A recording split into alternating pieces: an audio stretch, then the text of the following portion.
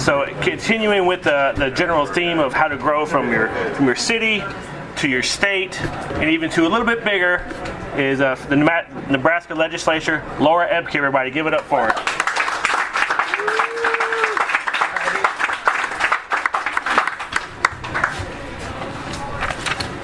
Can you hear me? Yeah. Okay. Some comments were made about CBD versus medical marijuana.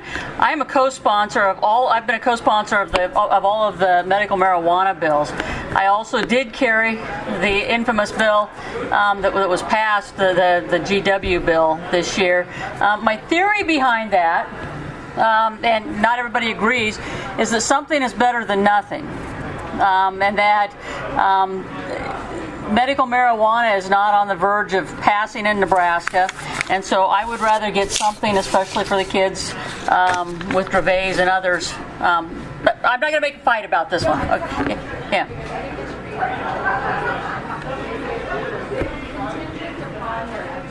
Contingent upon the FDA approval, yeah. Right, yeah. And which, and there is a research project going on at the University of Nebraska. So, yeah, okay. Right, yeah, and it's going on at the university. That was authorized 2 or 3 years ago. So anyhow, I want to thank everybody for inviting me here tonight. I want to tell you first a little bit about how I became a big L libertarian. I am what you would call a legacy Republican. I grew up in a family of Goldwater activists. I was a baby in the '64 election, so you can do the math, but I just turned 55. My dad was a college student at the time and apparently got turned on to Ayn Rand about that time because my sister's middle name is Ayn. My younger brother's name, which we've always called him by, is Barry. So without going into a lot of details, between my grandfather, my dad, and my mother, there was about a 40-year streak in our hometown where one of them was the chair of the county Republican Party. And the others served at different times as mayor, both my dad and my grandfather, on the school board, my mother, the city council, actually my other grandfather. And this wasn't in a village of 100, but rather a Class 1 city in Nebraska of 5,000. So I grew up in and around political things, specifically within the Republican Party. We lived about 4 blocks from my elementary school. My dad's law office was about 3 blocks beyond that, so he'd come home at lunchtime and he'd time his walks home from lunch as he'd be passing by the school when it was nice, and we'd be talking about, and he'd meet me as I was walking out the door, back in the days when you'd still get to go home for lunch, and we'd talk about all things political. In 1980, I cast my first vote for Ronald Reagan, who certainly, while he wasn't without flaw, had a much deeper understanding of what I will call the ideas of liberty than any president since. In college, I started down an academic path of politics rather than an activist path. I got my bachelor's degree, my master's degree, and eventually my PhD in political science. And although in my youth I'd harbored these, these fantasies, I guess, of running for political office, I had the opportunity to teach while I was in graduate school and really enjoyed that. So I really set the whole activism thing aside for a while. Long story short, in 2008, like many of you, I got involved in the Ron Paul campaign. My small L libertarian roots were coming back to life, and frankly, the budding libertarian movement in Nebraska needed help, especially as it existed within the Republican Party. So I served as one of the core group leaders that stirred things up a little bit at the Nebraska GOP convention in 2008, and we managed to elect a couple of Ron Paul delegates to the national convention. The Republican Liberty Caucus of Nebraska was formed, and we set about to try and change the Republican Party from within. In 2012, we tried again, and we had about the same level of success. The Republican Party establishment was waiting for us at the state convention, and while we had grown, we hadn't grown enough to really make a difference.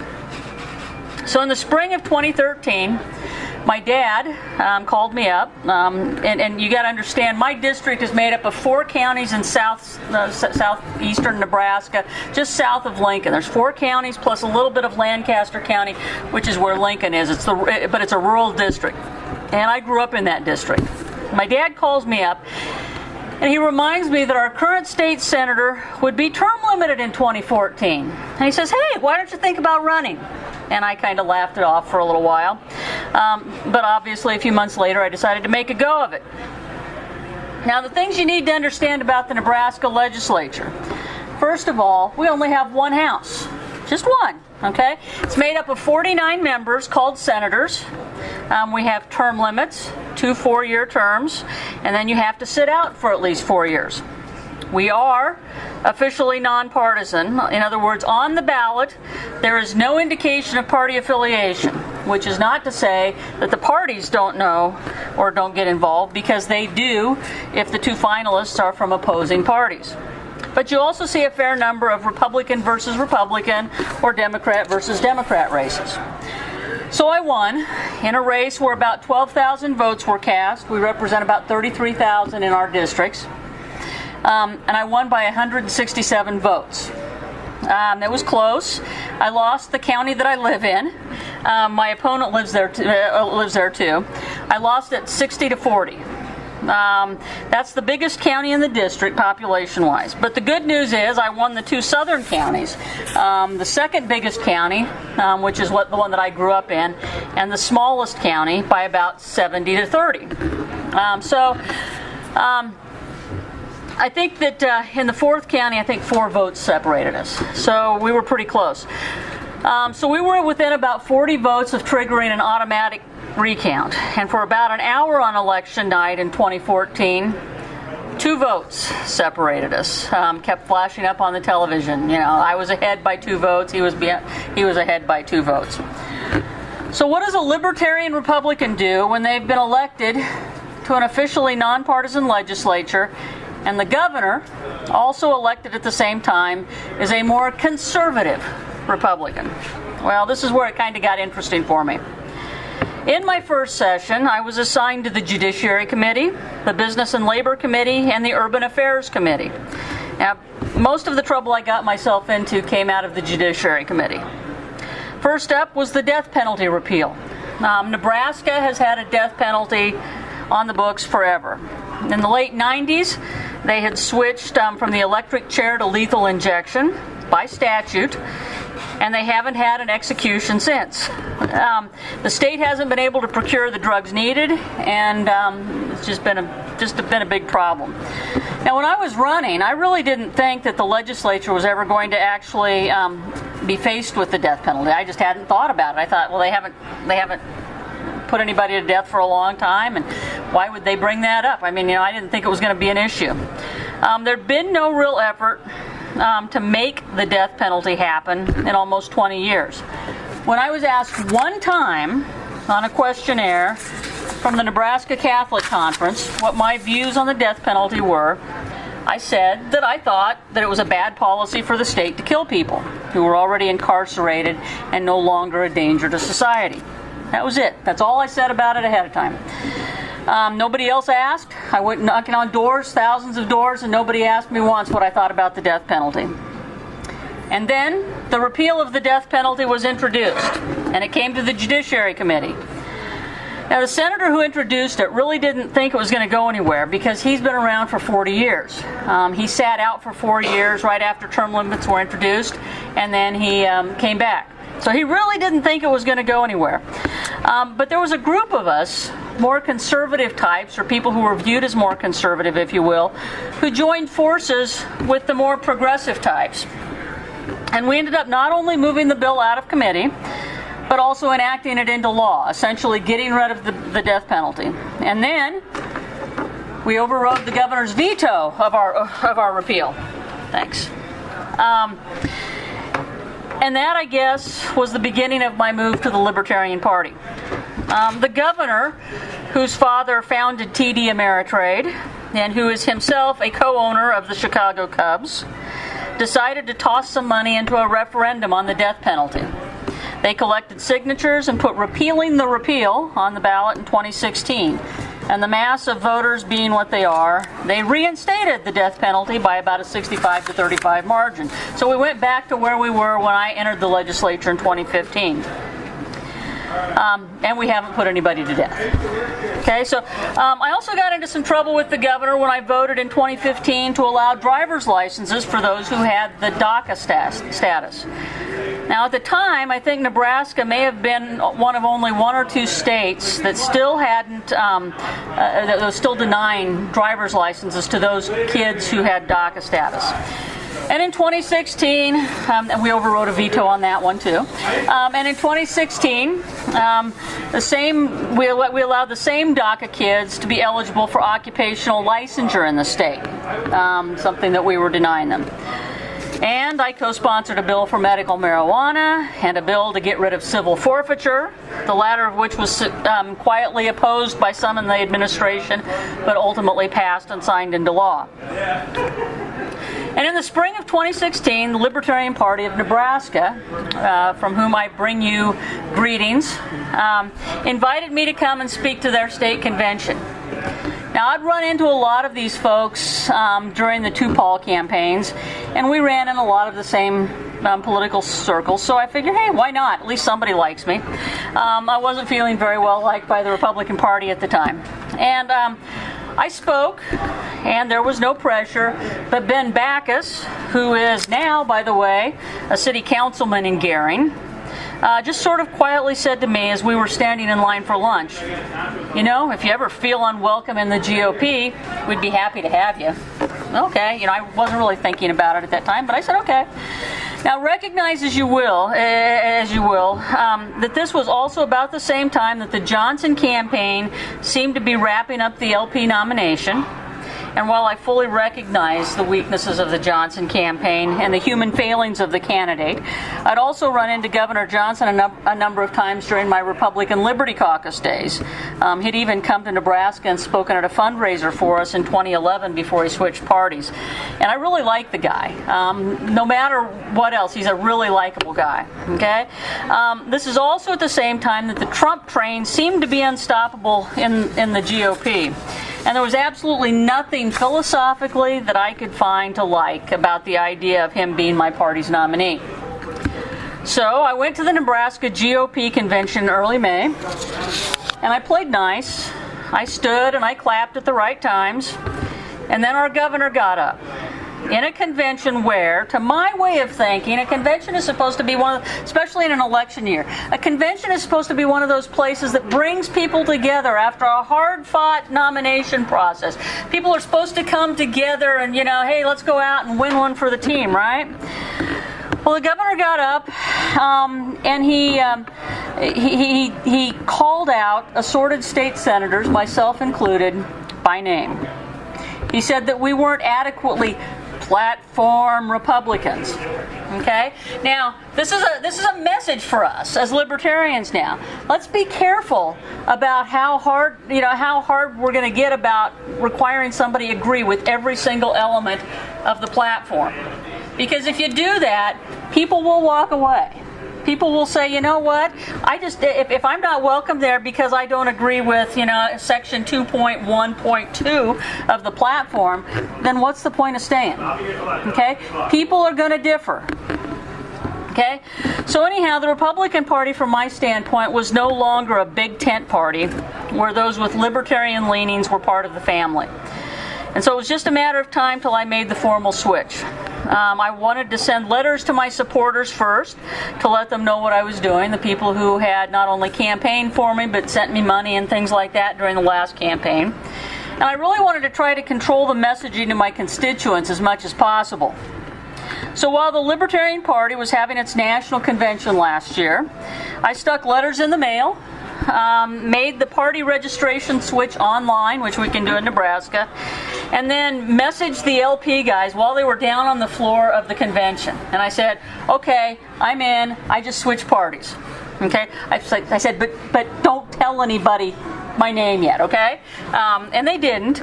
But they did announced that they were now the state with the newest or the newest Libertarian legislature, and they didn't say anything else. That percolated for a few days, and then I started getting calls from the media. Because they had heard about this, and I was the most likely suspect, I guess. So I got this call just out of the blue from the Omaha World Herald, and then one of the radio stations, and I ignored it for a few minutes, and then I let it go to voicemail, and I listened to it, and it's like, uh-oh, now I'm in trouble. And so I called the first guy back, and I said, yeah, and he says, Senator, he says, we hear that there's somebody making a switch to the Libertarian Party. Do you know anything about that? I said, yeah. And within 6 hours, it was every place in Nebraska. And it got out into the rest of the country as well, that I had switched parties. And they went to the governor trying to get his comment about it, and he said what he said. Wasn't bad, but he was sort of, I'm sure he wasn't happy. The political results of the switch so far, well, not much, I don't think. With a few exceptions, most of the people in my district have said, yeah, we don't care, we know who you are. Okay? And that's one of the things that you find out when you go out and knock on doors, and when you go out and do town hall meetings, and you actually sit and talk with people face to face. They understand you. They don't really care that much about your political party. My colleagues in the legislature haven't seen it as a big deal either. Within hours, I started getting phone calls and letters from them. Some of them saying, "Good job, wish I could do it." Some of them saying, "Yeah, that's okay. We always knew that's what you were anyhow." I mean, that sort of thing. But probably most significant, they elected me as chair of the Judiciary Committee this year, and they have. They have typically allowed me to do things as if I was, I'm one of the leaders in the legislature, and so they haven't turned their backs on me. That's one of the advantages of the nonpartisan system, because we don't caucus by party. If we did, I have my caucus under control, but we don't caucus by party, which is a good thing, I think. So I think it's possible, though, that something new will happen in the next couple of months. We have until March 1st for somebody to file for election for the office before the primary next May. And I think it's possible that the governor will attempt to run somebody. The Democrats have told me they're not going to, and I guess I believe them. The Republicans haven't told me that, and in fact, I've heard them talking to people, a turd of people who they've talked to about trying to get them to run, and everybody says no so far. But I think they're still going to keep trying. But the governor did in 2016. There were 3 of those senators who, or maybe 4. I have to stop and think about 3 or 4 of those senators who he'd called out by name at the state convention, who he did run somebody against, who he supported, other Republicans who ran against Republicans, and they ended up incumbents got beat as a result of the governor's support in large part. So anyhow, they may not. He's going to be running for re-election. The governor is in 2 years, or next year, I guess. At the same time I am. So he may not be so focused on me, but I'm not counting on that. So I'm out knocking on doors. I'm out doing lots of parades. I'm out doing town halls. I've done 33 in 16 different communities since I was elected since I took office in 2015. So I want to talk just a few more minutes about how we can advance liberty, because that's something that we as libertarians need to understand, I think. And when we need to learn how to play the political game and move the needle in the right direction rather than let it continue to slip in the wrong direction. So you've all probably heard the song, the Kenny Rogers song, "The Gambler," right? If you haven't, go listen to it. It's on iTunes. This is the message that I've kind of settled on. Politics is a game. Hopefully there's some idealism involved as well, but ultimately, no matter what your ideas, it's in the game of politics, the secret to surviving what? Is knowing when to play your cards, knowing when to walk away, and knowing when to run. Now, libertarians are, to my unbiased eyes, I guess, really, really intelligent and really, really idealistic. And we tend to like to let people know those things about us. That's not always a good thing. There's a movie image, and don't ask me what movie. I think it might have been Animal House or one of the Mel Brooks comedies. But I have a memory of a conversation in the movie about philosophy, and someone mentions the German philosopher Schopenhauer. And the character says, Schopenhauer, okay? Now, that's the feeling that people outside of libertarian circles get when they stumble into a gaggle of libertarians. You may have read the libertarian canon. You may have read Bastiat and Hayek and whoever else is on the list these days. But they probably haven't. And their eyes glaze over. People in the real world don't care that much about the great philosophers. I've never once seen a conservative Republican quote Edmund Burke. What people care about are simple ideas, put simply. And that is the challenge that we in the Libertarian Party have, I think. We've got to figure out somehow how to make those principles of liberty accessible to the broader public, okay? And we've got to do it without scaring people away. And that's something that we are really, really bad at sometimes. Now in March, I was part of a panel at the LP Colorado Convention. I've been in Colorado, Indiana, now South Dakota. I'm going to Kansas and I think Missouri sometime in the next 6 months or so, and maybe Texas. That one's sort of pending yet. So, I mean, I've had a good time traveling around talking to libertarians. But at the LP convention in Colorado, the question for the panel revolved around the idea of Liberty Town. In essence, if we had our own Galt's Gulch, what would it look like? And Austin Peterson and Steve Kerbel and Arvind Vohra were all on the panel as well. And to be absolutely honest, I didn't contribute as much as I should have because I live in a totally different world. I don't live in a world where we can start from scratch. I live in a world where people have expectations of government building roads and providing schools. I live in a world where it's assumed that the government will license professionals and will protect children from abusive parents. I live in a world where people expect law enforcement to protect them and the state to punish those who violate them.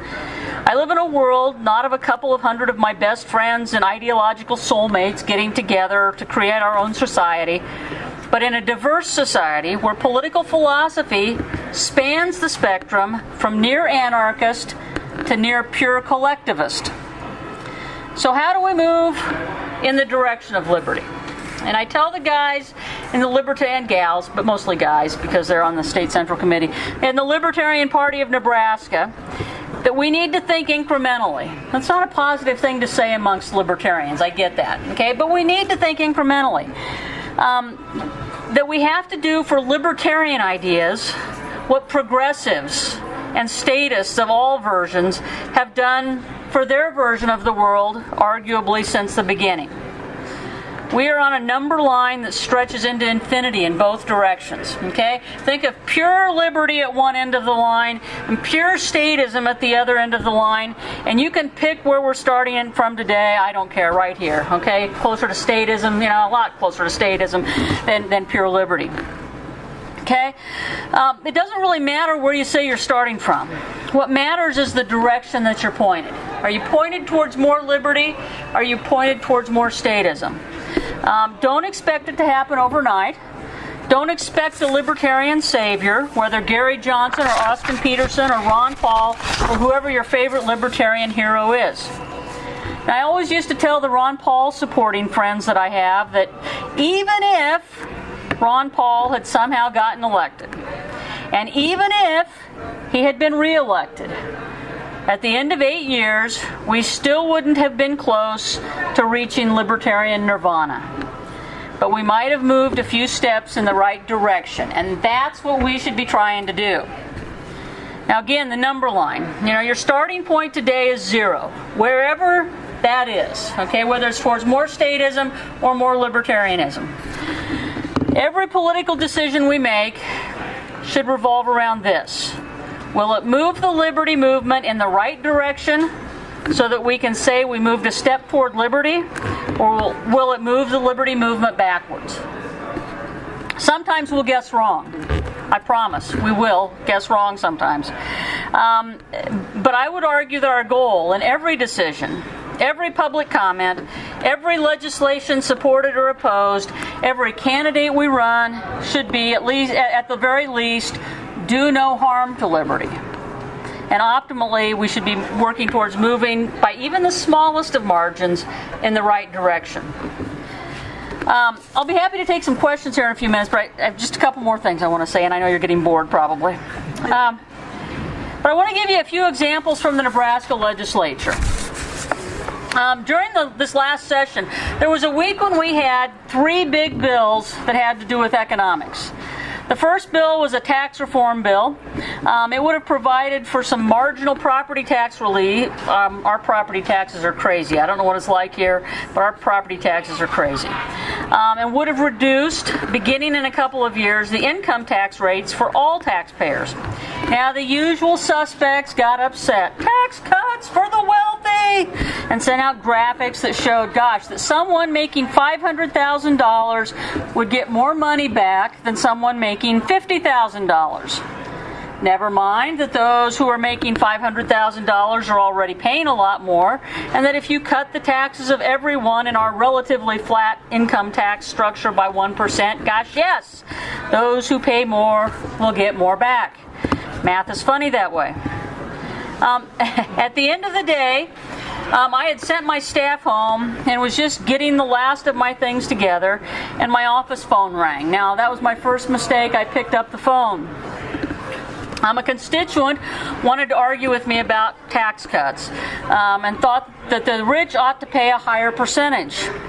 And I listened for a while, and then I asked her, what do you think is a fair amount to take away from those people? And first she said, well, they don't need 20 houses. I said, okay, fair enough. But what's a fair percentage of their income for the state to take away from someone? And her response, and this is what we're facing, folks, her response was, you're not taking it away from them if it's taxes. Oh, the things going on in my head at the time. The things I wanted to say. But I didn't. It wouldn't have been productive for me to say what? Taxation is theft. It would not have been productive for me to say that. And it would have set me up for another 30 minutes of conversation that I wouldn't have really enjoyed all that much. So I said instead, well, we'll probably just have to disagree on what appropriate tax policy is. And wished her a nice day, and that was it. Now, how many of you in this room have or are currently holding any kind of public office? Anything at all? Not very many. Well, I will tell you that I think libertarians find that when they hold public office, that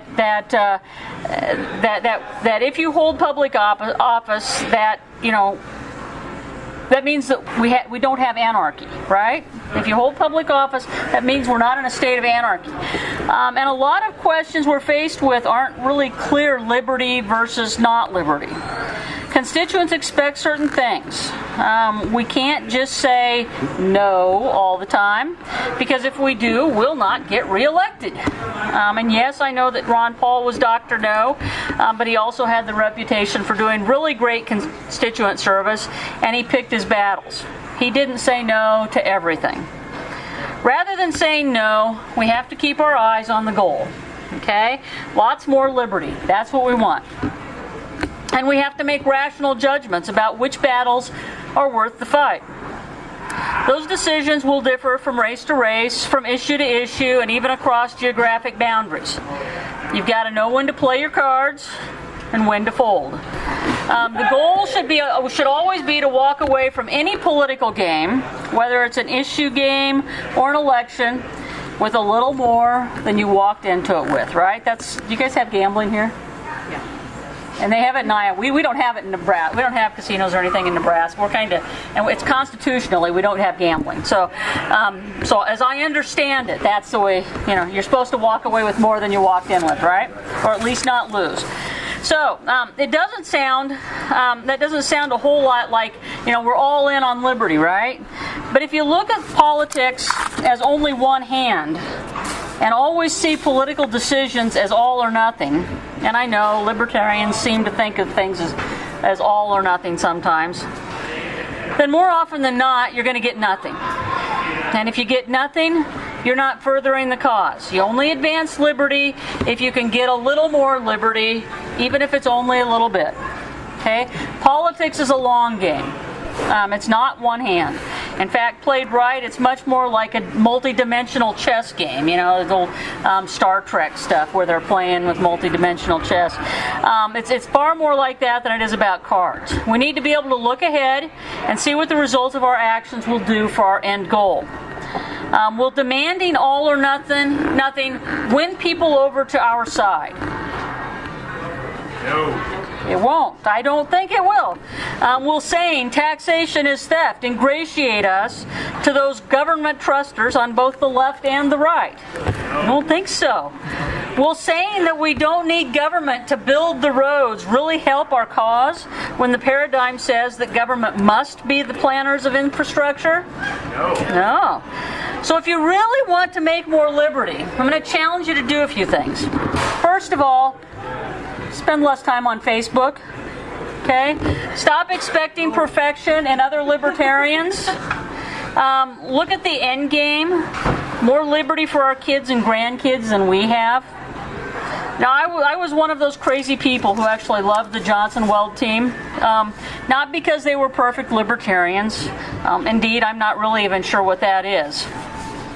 But because of what they represented. There were two former governors who were willing to associate with us. That's a good thing. They were two former governors who understood what a real campaign looks like. They were two former governors who had real governing experience that could lend credibility to our cause. And you guys had 5% plus here, and that's a big deal. If we want to really grow liberty, we need the Libertarian Party to be seen as people who can actually be responsible for governing, not as a bunch of gadflies. We can do that by running people for city councils. We can run people for school boards. We can run people for county boards. And we can run people for state legislative assemblies. And then, when they've developed a reputation for principled leadership, you run them for the next level up. Okay? And to get people elected to those positions, we've got to do what the old parties do, which is kind of scary, and it seems like not the right thing, but it is. We need to recruit credible candidates who are libertarians. We need to raise money for them. We need to knock on doors with them. We need to provide them with the resources they need, and we need to encourage them to make the best decisions for less government that they can without putting their credibility at risk. Then rinse and repeat over and over and over again for as long as it takes. I believe that the two parties, the old parties, that their foundations are cracking. Watch it every day. Their foundations are falling apart. We need to offer a legitimate third way. We need to play the long game. We run somebody for president? Sure, you got to do that. I get that. We have to have that for ballot status. Although, I'll tell you a story about ballot status here shortly.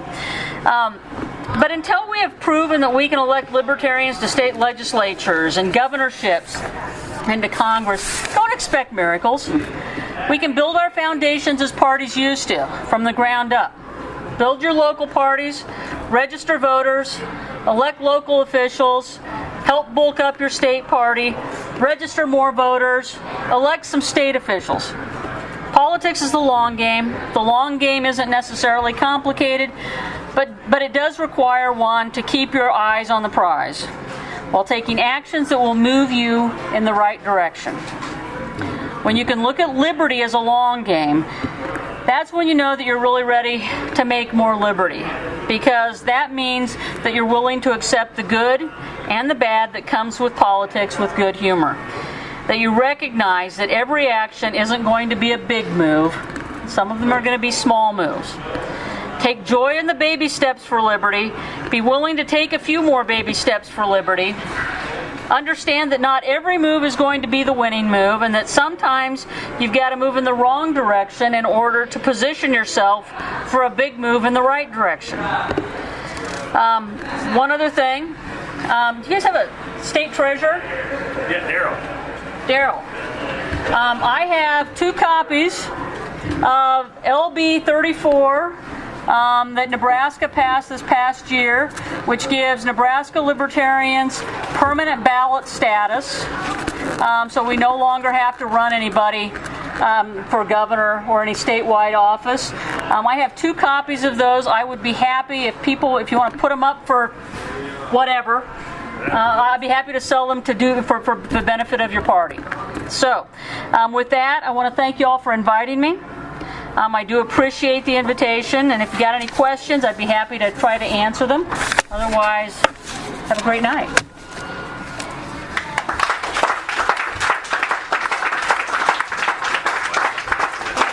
Questions? I don't know. Got a question? Okay. Do you have a plan to recruit other Republican unicameral legislators or even Ernie Chambers and the Democratic legislators? Yeah. Those lines, what advice do you give for recruiting these people in the street, friends and neighbors? Yeah.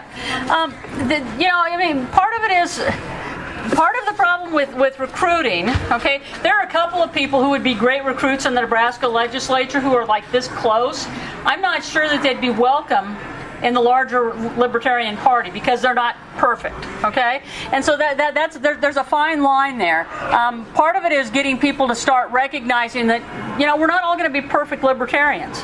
That we may only agree on 80% of the issues and not 102%, So that's part of it. Part of it is, and I was having this conversation with the Nebraska guys a little earlier on Facebook. I was on Facebook, sorry. We were messaging back and forth, and somebody was suggesting that we need to go out and we need to convince people. When I became a Libertarian in May of 2016, Nebraska had almost 7,000 registered Libertarians. Today we have over 12,000, almost 12,500. And so in about a year, in just a little over a year's time, we and the nonpartisans are the big growers, okay? We are the only parties that are actually, the nonpartisans or the independents, they're not actually a party, but they're growing too. So people are running away from the Republicans and the Democrats. Democrats have actually shown a net loss in terms of new registration. I mean, they're losing voters. The Republicans in Nebraska, they are still getting they are still getting a share of a fairly decent share of the new registration, but a lower percentage than what their total percentage is. So they're losing numbers as well. So what we really need to do in Nebraska, and I don't know how you guys structure your voter registration, but in Nebraska, what I'm encouraging them to do is to focus through Facebook ads and things like that. 17 and 18-year-olds who are getting ready to register, and then because those kids don't know who they want to be. They want to. One of the messages that we've got that we're kind of testing out there with nonpartisans is. Put a name to your independence, and so join a family of independents, something like that. I think that there's something to be said for that. It may not be quite the time. We have to grow a little bit more before we can actively pull people from both the Republican and the Democrat parties in, although there's a few out there that'll still keep moving, and we've got those 3 guys in New Hampshire now, so we're moving. Did I answer your question? Sort of? Okay. Yeah. How's your platform bill for next year? I know it's the licensing reform. Occupational licensing reform. That's an interesting one. Occupational licensing, and I've managed to get 2 different groups involved with this that are diametrically opposed on most things. The ACLU of Nebraska likes it because of recidivism and the opportunity to give people who are coming out of prisons the opportunity to work, which a lot of our occupational licensing doesn't do. Okay, and then the Platt Institute, which is the governor's former think tank, but it's a free market think tank that's based in Omaha, and they like it just from a free market standpoint. So it's interesting that we've got these 2 groups working together. The bill itself was actually written by one of the guys from the Independence Institute. Or no, Institute for Justice, not the Independent. The Institute for Justice, which is in Minnesota, I believe. So it's coming along. It's sitting in committee. It should come out of that committee. And if it does, it's my priority bill, and it'll get a hearing. The crazy part about it is, and I don't know if it's, I'm not sure why, but the governor has indicated that they don't like it. Don't know why. I'm not going to get into that, but there's that they don't like the bill. Both the Platt Institute, which should be pretty close to him, has been talking to him, trying to get him to jump on board. But that's the bill that does it. You need to have a license to do hair. Yeah. I mean, we've got 175 or 180 different occupational licenses in Nebraska. I mean, and you know, it's not just doctors and lawyers, but it's also horse massage. We had one for horse. Who knew? We have one for horse massage, assorted massage therapy kinds of things, hair braiding. You want rogue hair braiders? Yeah. Yeah. I mean, it's crazy the things that we've got licensure for, and that's totally anti-free market. I mean, there are some things, what's the public safety interest in making sure that somebody who's not using even sharp instruments while braiding hair has to be licensed, which basically is just a way for the state to extort money out of somebody every 2 years. So, but what my bill does is creates, basically sunsets all of the licensing boards, and requires the legislature to look at the least restrictive means for ensuring public safety and so forth, because a lot of these things have just grown over time, and if we get rid of the licensures, then the legislature would hopefully look at it and say, well, we really don't need to have, we can just let this particular licensing board go away. What else? Anything else? Okay, well, thanks again for having me. Appreciate it. Give it up again for Laura Ebke, everybody. That was the reason I chose her as the keynote speaker, because she is absolutely fantastic and a true Midwest Libertarian.